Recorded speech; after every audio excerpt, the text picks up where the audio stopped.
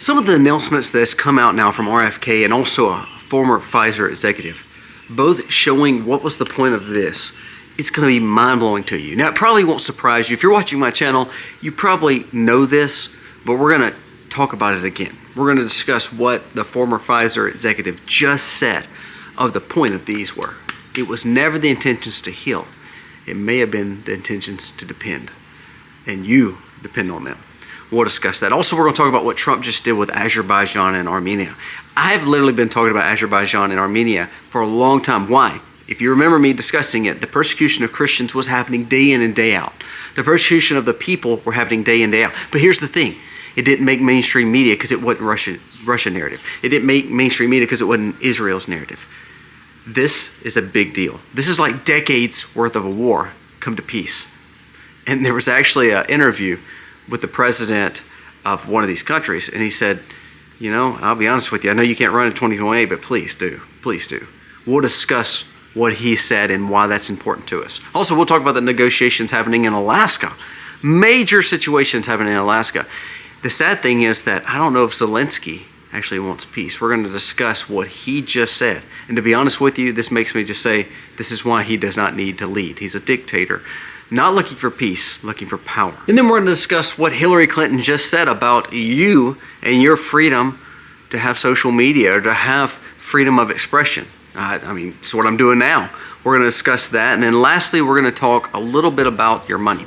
There was a new report that came out that Social Security actually is going to be broke even faster than we thought. Why? Why can't we fix this problem? And then all of a sudden we see an executive action saying that crypto now could be put in 401k. I'm going to tell you the pros and cons to that and what my thoughts are on the whole situation. Let's dive into all these stories today. It's a lot. Let's get started.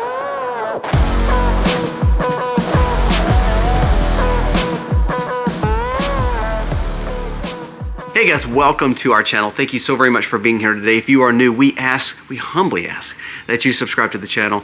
It gives a thumbs up. It means the world to us. And it also gets you entered into a giveaway that we do each and every month. So please make sure that you are subscribed and that you comment and give us a thumbs up and share this content. Again, it means the world to us. Now let's jump into the stories of the day. First, let's talk about this whole situation with peace dealing with Trump with Azerbaijan and Armenia, and then we're going to jump right into the Russia situation. Some of these big announcements that are coming out from Trump is absolutely huge.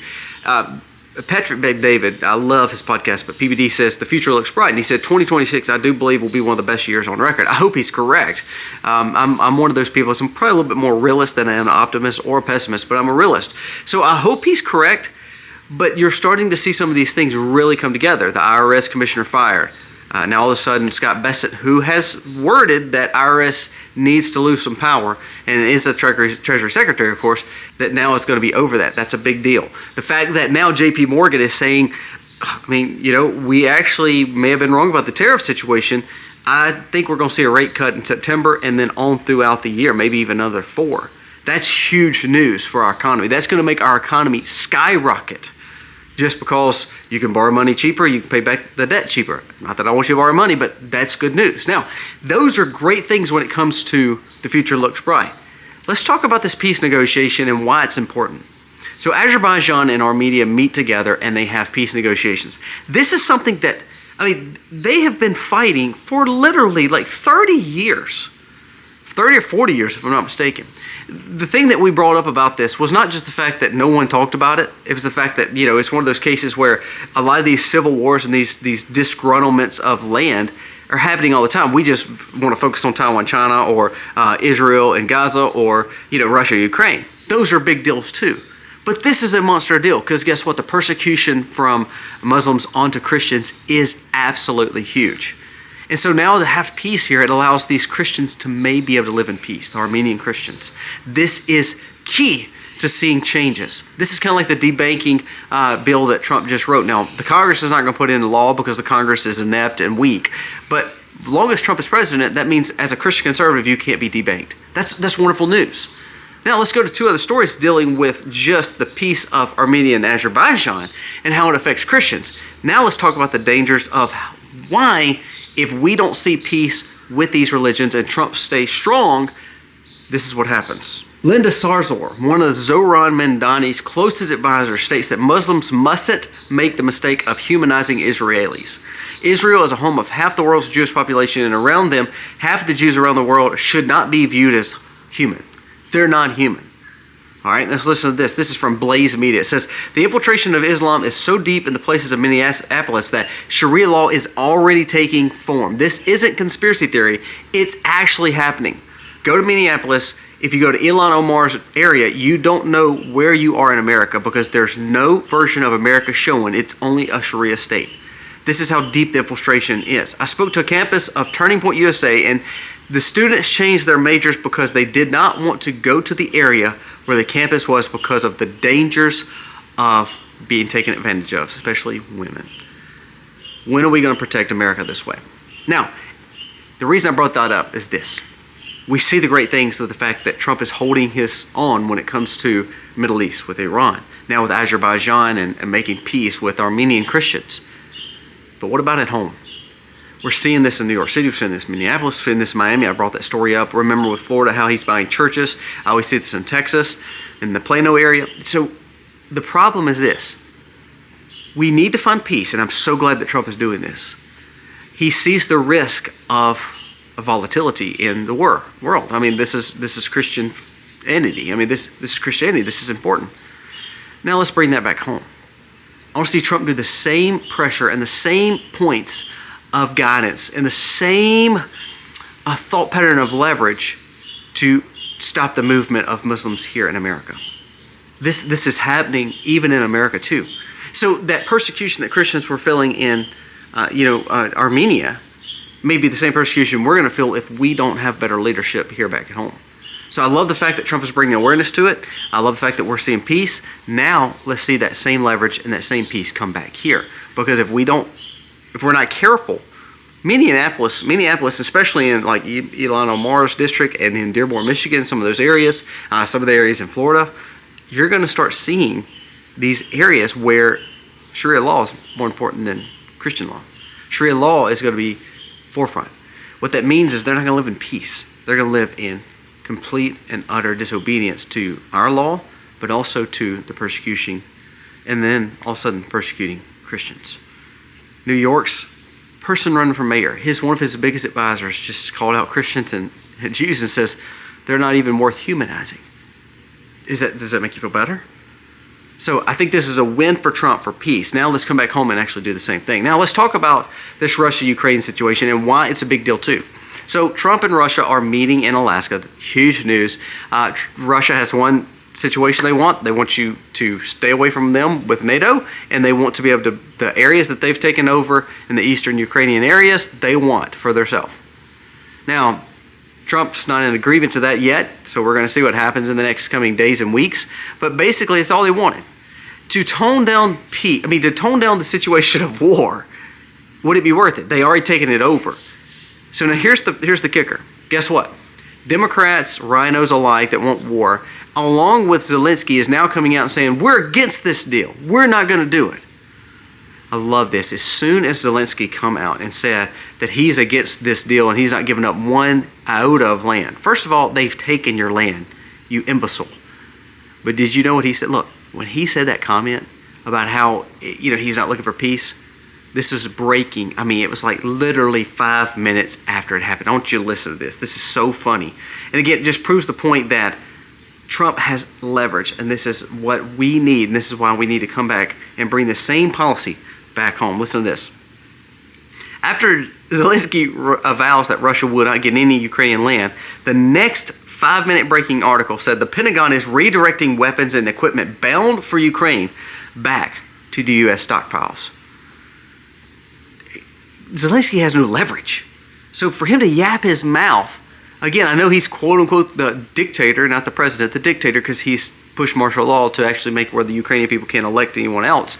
But basically what you're seeing the fact that this little puppet wants to be able to play at the table. The sad thing is he wants war.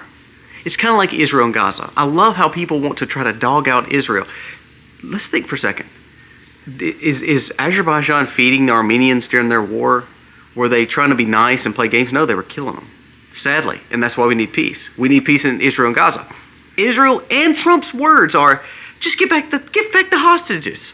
Give back the hostages and we can start on peace. But yet, Hamas said, we will not do that and we want war. So why are they considered the good guys? This is amazing to me. Well, let's go back to the Russia-Ukraine situation. Russia is saying, here's the line for peace. Trump is saying, we're not going to fund this anymore. So why in the world are we not making peace?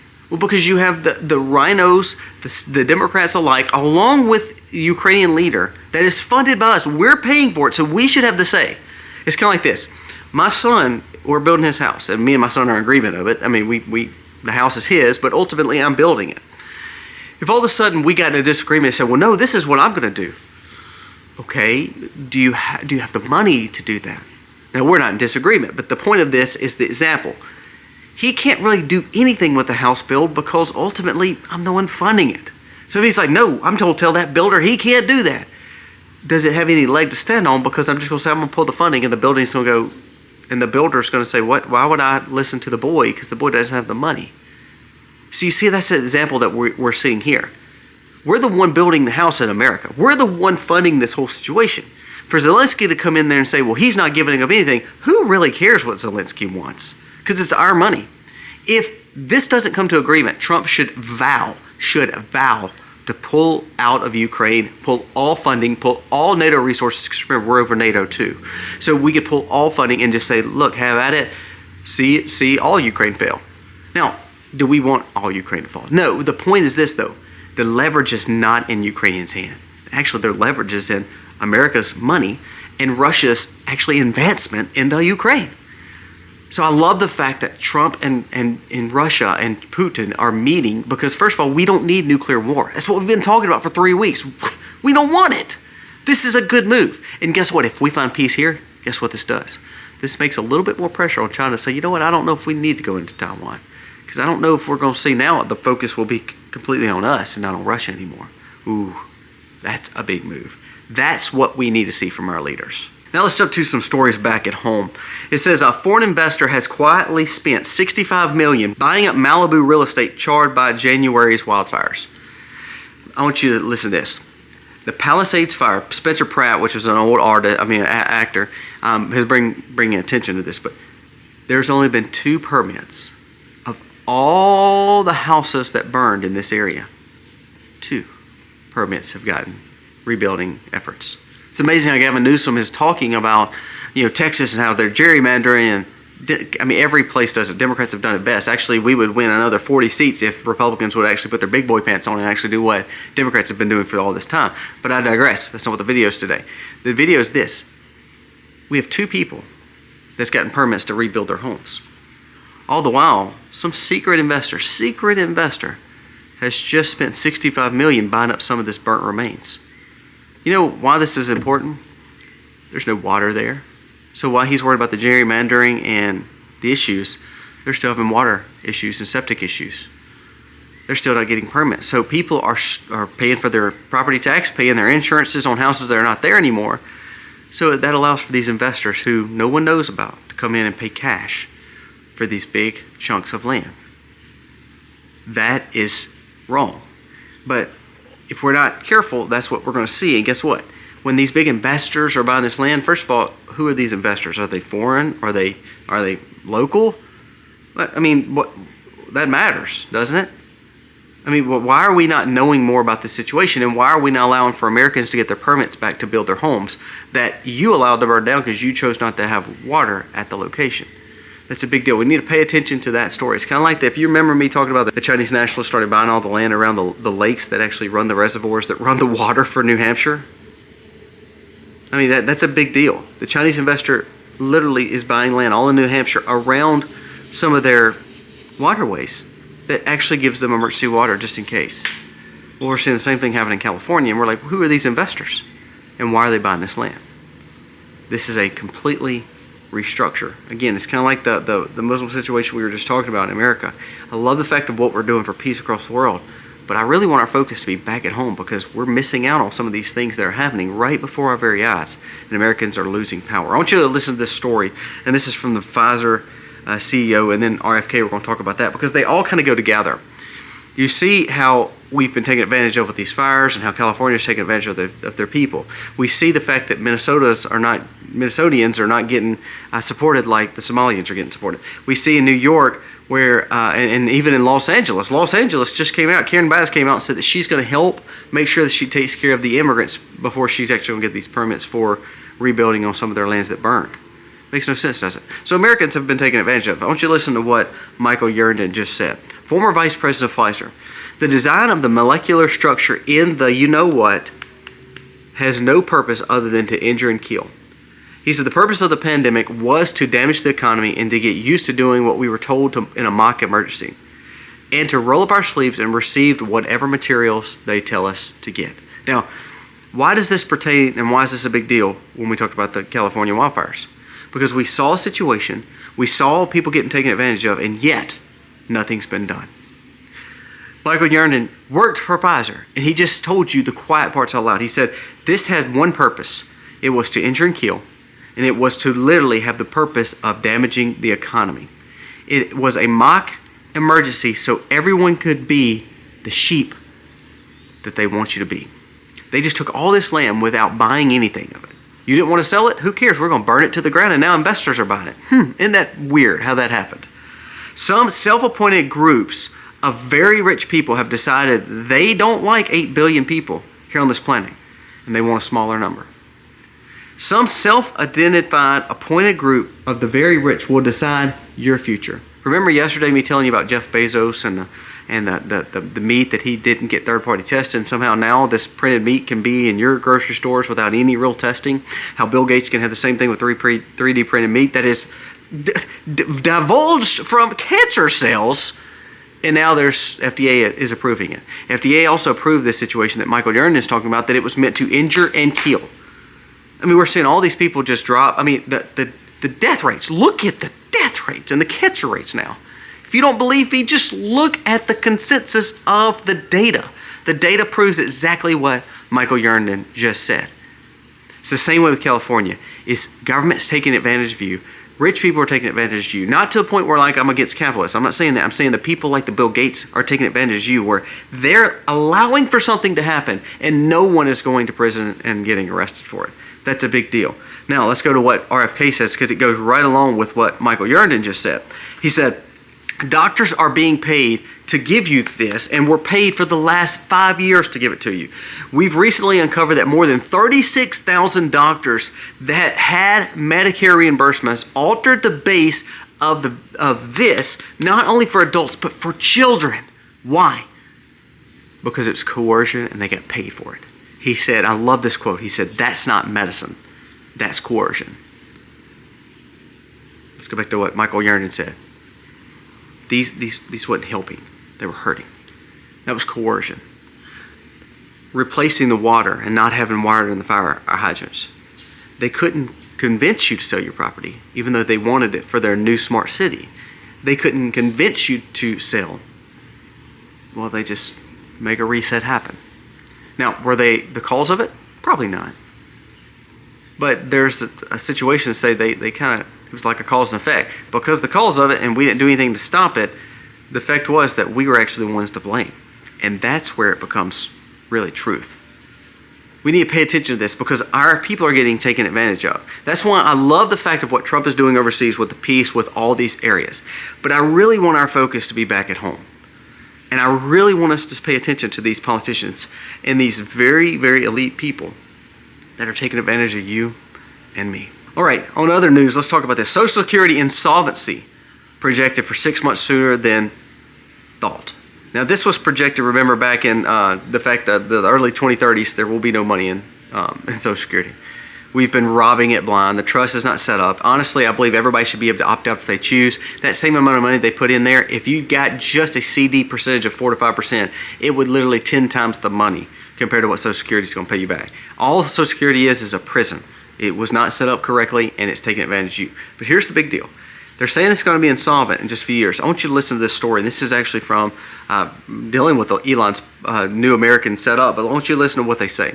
Americans' fertility rate has dropped to around 1.6 births per woman. meaning far below the replacement level of 2.1. This is not just a demographic statistic. It's a warning siren for the nation's future. At this rate, our population will shrink, the workforce will age, and the ability to innovate, defend ourselves, and sustain culture will erode. Guess what else happens? No new people. Okay, remember, I want to make sure you understand. Social Security is not like retirement. Like, if I pay in my retirement account, like we're fixing to talk about, I'm paying individually under my Social Security, my name, my biometrics to show that this money is set aside for me or for my use of purpose. It's always there. It never goes away, and when I die, it goes to my children and so forth, or wife or whomever. Social Security is set up to be a pool to where you make enough, and then when you die, you don't get any benefit. It makes no sense, but that's how it's set up. It's wrong. To me, we should have a revolution over property tax, Social Security, and insurances and inflation, but I digress. But let's go back to the point. The way Social Security works right now is that the people that are on Social Security, if you're watching this and you're 65 and older, you know you're getting Social Security. You've worked hard for it. But remember, your Social Security was there to pay for the people 40 years older than you, 30 years older than you, 20 years older than you. So the people now that's younger, that's 25, 35, 45, they're working to pay for your Social Security because ultimately it's broke. The government didn't invest it right, and now it's just a cash cow to where it's basically a Ponzi scheme. If the population is dying and the population is not growing and the younger Americans are not going to supersede the older Americans, what happens to Social Security? It's already went into insolvency even more. Every few months they renegotiate this and they see that we're actually getting less and less money. It's not going to take care of people.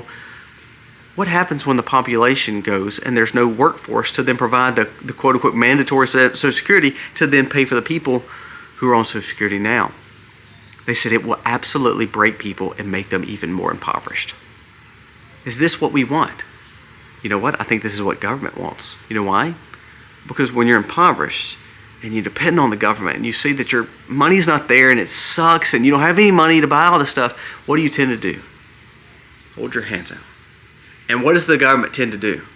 They suck at it, but they tend to say, well, look, we'll feed you. We'll give you medicine. We'll do Medicare for all. We'll do bigger SNAP programs. We will do everything you want us to do because ultimately we will provide for you. Remember all this stuff that Trump's done with the SNAP programs, the cutting of all this stuff? Do you realize that a lot of that stuff has not been put into actual law? So the next president, because you have a weak inept Congress, Republicans, and I blame Republicans, if they don't put this stuff in law, the next guy that comes back, he could just up the SNAP benefits again. He could literally start funding all the stuff that Trump has cut.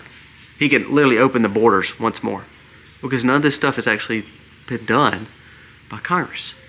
So the reason this is important is because if Social Security is going broke and people are scared to death because of all the things going on in the world and they're not having children, then Social Security will even go more broke. And that means you, if you're not taking care of yourself and actually investing and actually being smart with money now, you will be there holding your hand out because the government will be the only ones to be able to feed you.